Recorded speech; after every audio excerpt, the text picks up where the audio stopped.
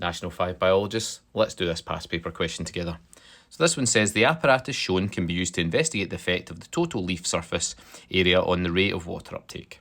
The rate of water uptake can be calculated by measuring the distance the air bubble moves along the capillary tube in a set time. Okay, name this apparatus. So this is one of the standard bits of apparatus you need to know about for the exam.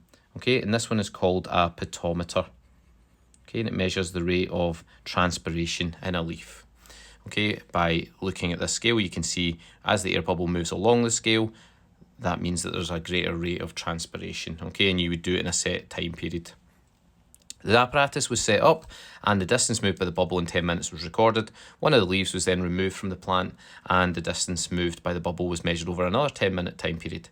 This was repeated until only one leaf remained. The results are shown in the table. Okay, so with reference to the aim, give a conclusion for the investigation. Now, whenever you're given a conclusion, you should always refer to the aim anyway, but it gives you a little hint here and says to do that. So what is the aim, sorry? Well, so the aim is usually, with this terminology here, okay, investigate the effect of. So this time we're looking at the effect of total leaf surface area on the rate of water uptake. Okay, that's our aim. So what does this set of results tell us about the effect of the total surface area on the rate of water uptake? Well, if we have more leaves, we have more surface area, okay?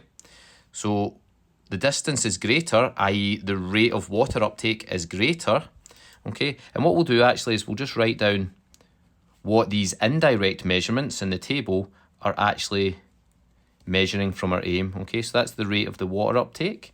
And this one here, the number of leaves, is the surface area. Okay, that's what that represents.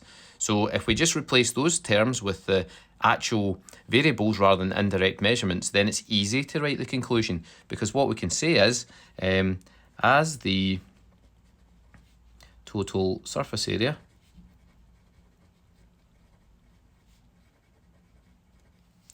increases, okay, so as it increases, the distance moved by the bubble, or the rate of water uptake, also increases. So the rate of water uptake also increases.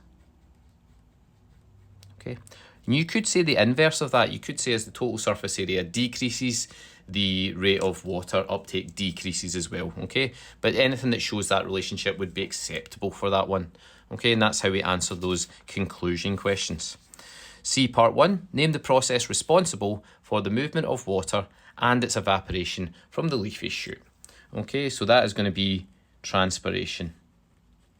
Okay, the movement of water via the roots, up the stem, into the leaves, and then the evaporation through the leaves is known as transpiration. Part 2, water evaporates from leaves through the stomata. Name the cells that surround the stomata that control their opening and closing. So again, hopefully we know this one. It's a straightforward bit of knowledge, and that's the guard cells, okay? And we need to know that for the exam if we don't already. Okay, folks, hope that's helped. I'll see you in the next one.